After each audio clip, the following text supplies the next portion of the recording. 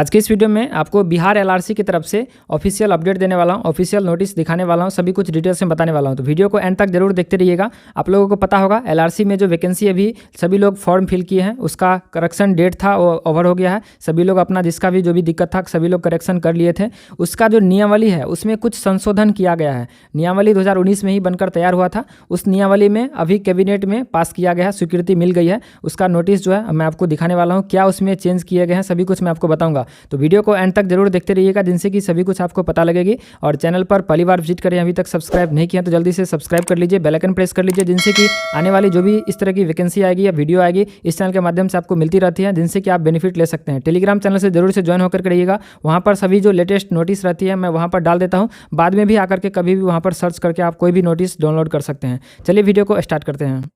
सबसे पहले मैं आप लोग को ये नोटिस दिखाना चाहूँगा। ये देख सकते हैं आज के डेट में ही रिलीज़ की गई है और ये मंत्रिपरिषद की जो बैठक हुई थी उसमें क्या निर्णय लिए गए वो इसमें लिखा गया है। पटना में दिनांक 20 दिसंबर 2022 मंगलवार को अपराह्न 4:30 बजे हुई मंत्रिपरिषद की बैठक की कार्रवाई। मुख्यमंत्री ने बैठक की अध्यक्षता की है। इसमें निम्नलिखित निर्णय लिए गए हैं। तो जो निर्णय इसमें लिए गए हैं सभी कुछ डिटेल्स में लिखा गया है। डिटेल्स में तो नहीं, शॉर्ट में लिखा गया है। यहाँ पर आप लोग को जो निर्णय में स्वीकृति मिली है यहाँ पर उसको स्वीकृत कर दिया गया है। तो यहाँ पर डायरेक्ट चलते हैं। एलआरसी से रिलेटेड है। यहाँ पर आप लोग 4 नंबर में देख सकते हैं, राजस्व एवं भूमि सुधार विभाग बिहार विशेष सर्वेक्षण मानदेय आधारित संविदा नियोजन संशोधन नियमावली 2022 की स्वीकृति के संबंध में। और इसमें यहाँ पर स्वीकृत इसको कर दिया गया है, यानी कि कैबिनेट की मोहर इस पर लग गई है। तो ये अभी जो राजस्व एवं भूमि सुधार विभाग की संशोधन नियमावली 2022 है वो संशोधित हो गई है, उसमें कैबिनेट में स्वीकृति मिल गई है। अब इसमें क्या चेंजेस किए गए हैं, क्या सुधार किए गए हैं वो मैं आपको आगे बता रहा हूँ। उसके बाद भी इसमें बहुत सारे निर्णय लिए गए हैं, तो इनसे काम की चीज़ नहीं है, मैं इसको आप इग्नोर कर सकते हैं। सभी पीडीएफ मैं आपको टेलीग्राम में प्रोवाइड कर दूंगा, तो पहले वीडियो को देख लीजिए, उसके बाद आप लोग टेलीग्राम में जाइएगा, वहाँ पर सभी पीडीएफ आपको अवेलेबल होंगी। अब चलते हैं नेक्स्ट पीडीएफ की तरफ, जिसमें आपको एलआरसी नियमावली की स्वीकृति मिली है। उस पीडीएफ में डिटेल से दिया गया है कि कौन चीज़ चेंजेस किए गए हैं, किस चीज़ पर स्वीकृति मिली है। तो यहाँ पर आपको मैं दिखाना चाहूँगा, ये 1 नंबर का है। जो एलआरसी का नियमावली था वो 4 नंबर में था, यहाँ पर आपको 4 नंबर में दिखेगा। यहाँ पर एलआरसी का जो राजस्व एवं भूमि सुधार विभाग का प्रेस नोट है, इसमें पूर्व नियमावली 2019 में संशोधन तथा प्रतिस्थापन, ये अभी क्या चेंजेस किए गए हैं इसी से क्लियर हो जाएगा। इसमें सभी कुछ डिटेल्स में दिया गया है। तो सबसे पहले तो आप लोग इसको अच्छे से पढ़ लीजिए, समझ लीजिए कि इसमें क्या क्या चेंजेस किए गए हैं। मैं एक बार पढ़ के सुना देता हूँ, उसके बाद मैं क्लियर भी कर दूंगा डॉक्यूमेंट प्रूफ के साथ। यहाँ पर आपको पहला नंबर पॉइंट में लिखा गया है कि बिहार विशेष सर्वेक्षण मानदेय संविदा नियोजन नियमावली 2019 के नियम 3 के उपनियम 1 च कार्यालय कार्यपालक सहायक को विलोपित एवं उप नियम 1 ज आईटी बॉय के स्थान पर कार्यालय परिचारी बाह्य स्रोत की सेवाएं बाह्य स्रोत एजेंसी से तथा नियमावली 2019 के नियम 3 का उप नियम 1 6 डाटा एंट्री ऑपरेटर की सेवाएं बेल्ट्रॉन के माध्यम से प्राप्त करने का प्रस्ताव है। यहाँ तक ये था पहला का जो पूर्व में 2019 में नियमावली था। ये इसमें क्या संशोधन किया गया है तो यहाँ से है। इस प्रकार नियमावली 2019 के नियम 3 के उपनियम 4 ग नियम 4 नियम 6 क्रम संख्या 4 के स्तंभ 3 नियम 6 का क्रम संख्या 5 नियम 6 का क्रम संख्या 8 नियम 7 का उपनियम 3 नियम 8 का उपनियम 4 नियम 9 एवं नियम 9 के बाद नया उपनियम 9(1) को जोड़े जाने का प्रस्ताव है। तो चेंजेस जो किए गए हैं यही सब चेंजेस किए गए हैं। इसमें जो भी आपको नियम, सभी नियम के अंदर में भी नियम है, तो उस नियम में अलग अलग उपनियम उसको भी चेंजेस किए गए, हटाया गया है, कुछ एक जोड़ा गया है, ये 9(1) जोड़ा गया है। अब डायरेक्ट चलते हैं इसके नियमावली में कि ये नियम में क्या क्या लिखा गया है, कि इस जो अलग अलग जो नियम है 4 5 6 7, तो इसमें क्या है नियमावली में वो वहाँ पर आपको क्लियर होगी। एलआरसी का जो नियमावली है मैंने अपने टेलीग्राम चैनल पर बहुत दिन पहले ही अपलोड कर दिया था। इससे पहले जो वीडियो मैंने बताया था उसी दिन अपलोड कर दिया था। अगर आप नहीं है आपके पास या डाउनलोड करना चाहते हैं तो यहाँ पर आप लोग हमारे टेलीग्राम में ज्वाइन हो जाइए। यहाँ पर आपको 3 डॉट का ऑप्शन दिखेगा, इस पर क्लिक कीजिए। उसके बाद यहाँ पर सर्च का ऑप्शन दिखेगा, सर्च वाले ऑप्शन पर क्लिक कीजिए और यहाँ पर आप लोग सर्च कर लीजिए एलआरसी नियमावली, सही स्पेलिंग जैसा है सेम स्पेलिंग लिख करके सर्च करोगे तो ये डायरेक्ट पीडीएफ आपको यहाँ पर ओपन होकर के आ जाएगा। इसको आप लोग को डाउनलोड कर लीजिए और ओपन कर लीजिए। अगर आप लोग स्पेलिंग मिस्टेक करोगे तो ये ओपन नहीं होगा, डाउनलोड नहीं होगा। देख सकते हैं ये एलआरसी का नियमावली है, इसका आप लोग यहाँ पर पढ़ पाओगे। नियमावली 2018 में बनकर तैयार था और इसको 2019 कहा जाता था, बिहार विशेष सर्वेक्षण मानदेय आधारित संविदा नियोजन नियमावली 2019।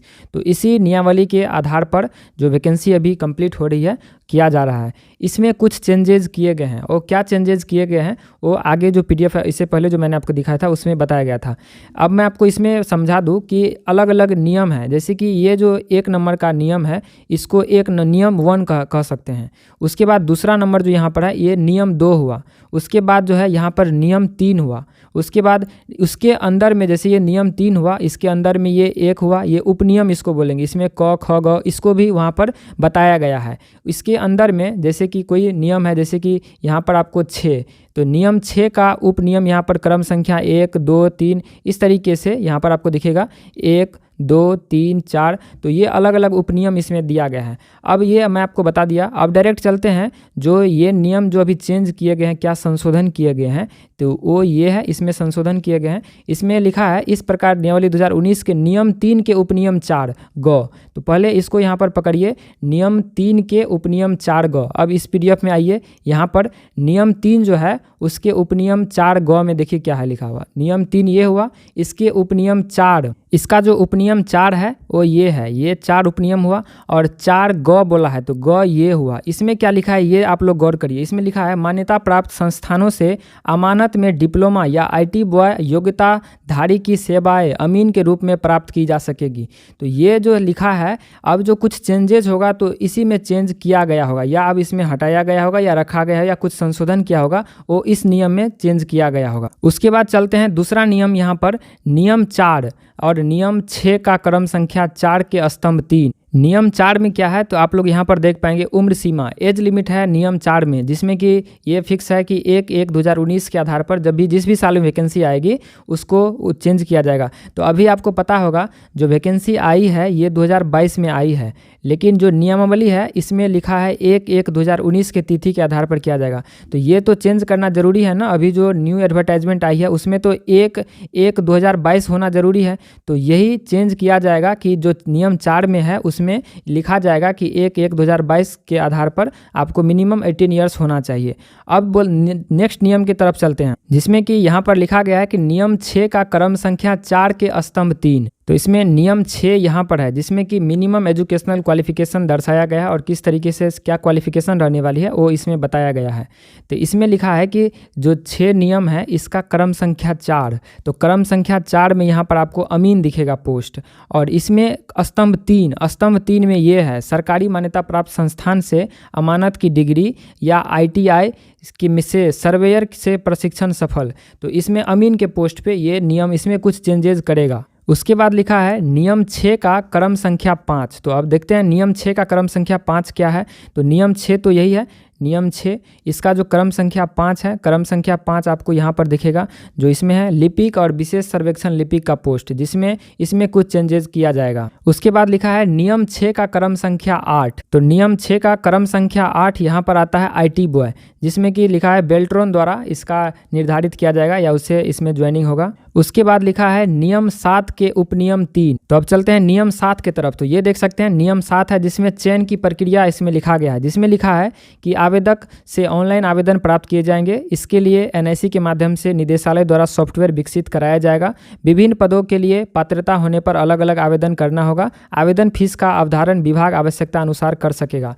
इसमें लिखा है कि नियम जो 7 है उसका उपनियम 3, तो उसका जो उपनियम 3 है ये यहाँ पर है, आप लोग देख सकते हैं, जिसमें उपनियम 3 में ये लिखा है कि यह चयन दिनांक 31 मार्च 2020 तक मान्य होगा।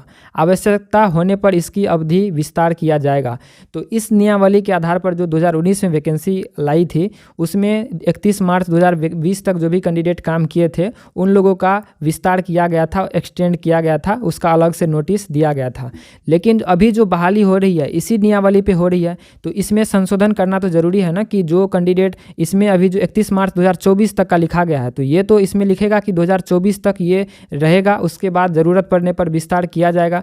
तो ये संशोधन करके इसको चेंज करेगा। उसके बाद है नियम 7 का उपनियम 3, ये तो बता दिया। नियम 8 का उपनियम 4, तो अब देखते हैं नियम 8 का उपनियम 4 में क्या है। ये रहा नियम 8 और इसका उपनियम 4, ये हुआ इसका उपनियम 4। तो इसमें देखते हैं कि क्या है। इसमें लिखा है समाहर्ता सह बंदोबस्त पदाधिकारी के प्रतिवेदन अथवा अन्य साक्ष्यों के आधार पर संतुष्ट होने के पश्चात चयन कर्मी को हटाने का अधिकार निदेशक भू अभिलेख एवं परिमाप निदेशालय बिहार पटना को होगा।